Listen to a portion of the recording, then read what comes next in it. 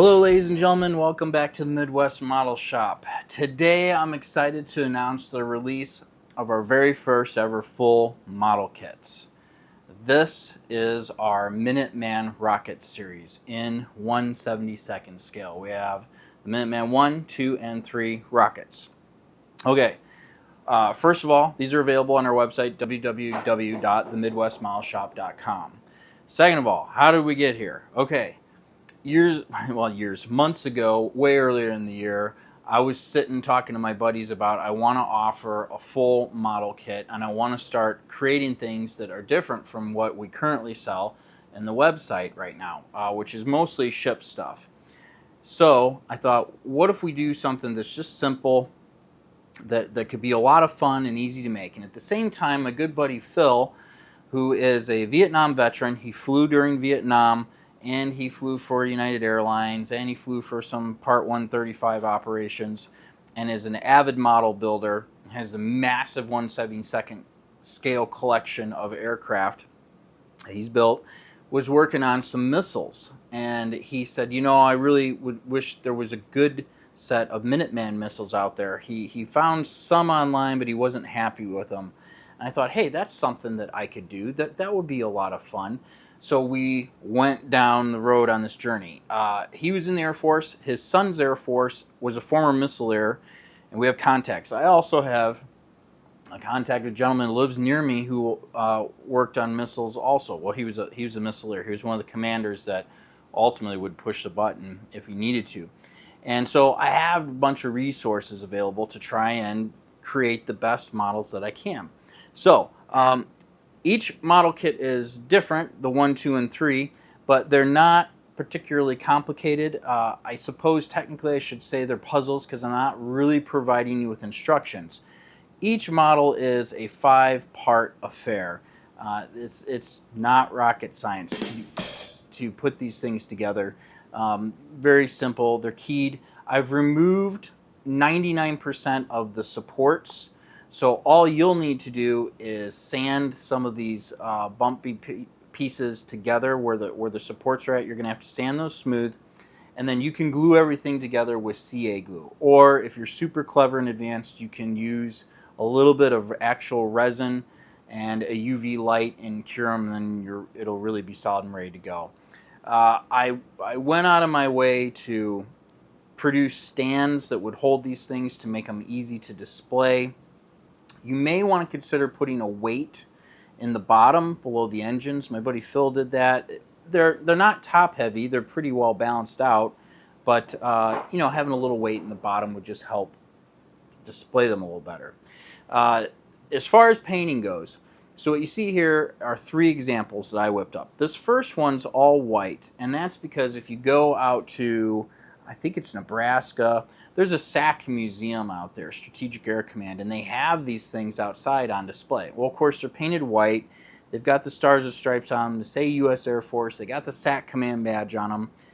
That's not how they sit in the missile silo. That is a display thing. And we talked about it and decided, well, what if somebody wants to display it that way? It would be nice to have those decals. So I reached out to a guy here in the United States, District Miniatures, contracted him, and we have a real decal set that it could provide for you. Now, the thing is, to keep this thing not outrageously expensive, to get the number of decals that I wanted on the least number of sheets, we had to condense everything, which means they're not organized optimally for me to just cut out and stick in a kit. So I have to cut out 4 individual little pieces and stick them in the bag for you. And then I had to tape them to this, it's not really wax paper, but it's like that parchment paper or something to protect them. It's brown, it's biodegradable, dissolve in water, so we're trying to save the earth a little bit there, despite the irony of this whole situation.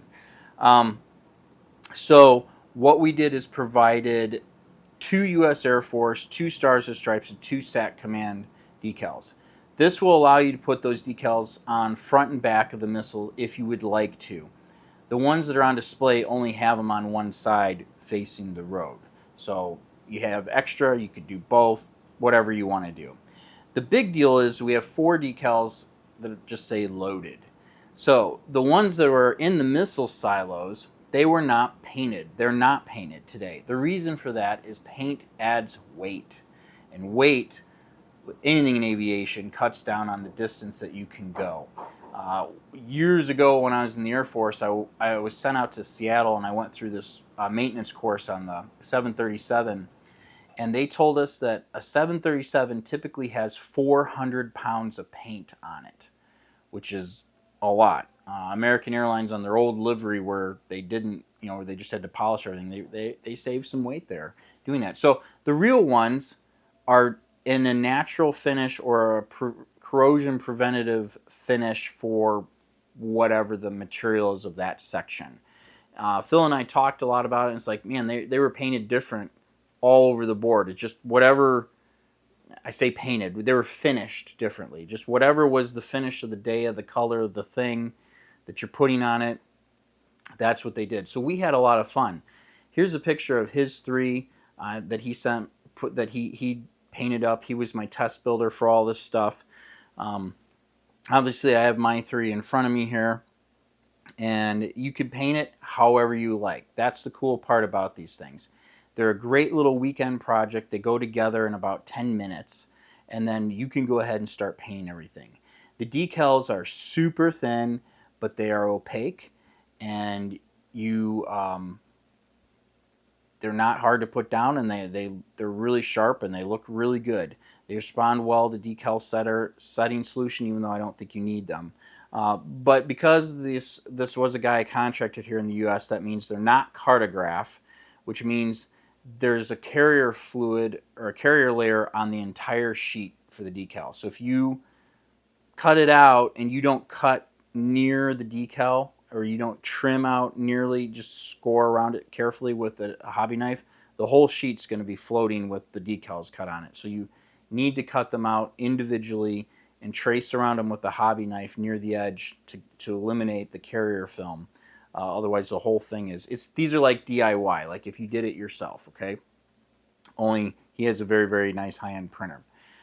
So, yeah, that was it. That was the big deal. The loaded decals, that was the big important one, because all the rockets that are loaded have this decal on it, as far as we know. That's so that the maintenance people don't get lazy and forget what has what in it.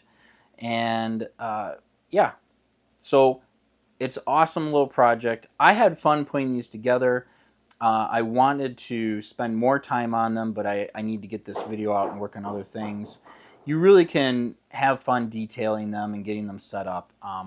They're perfect to scale 1/72. They're perfectly to scale to one another.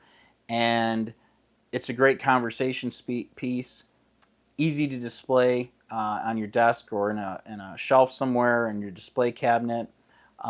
And they're the thing. Right now, today, the Minuteman 3 today is in the United States missile silos right now. They got to this version, and I evidently called it good, or were able to upgrade stuff as they saw fit.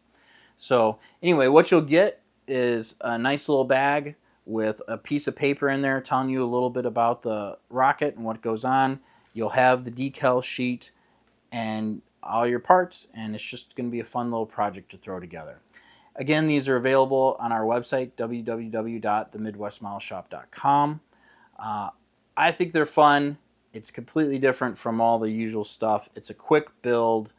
And yeah, that's all I have for now. Anyway, thanks for liking and subscribing. I appreciate it. Thank you to everyone who makes a purchase there. We appreciate it. And yeah, we'll see you in the next one.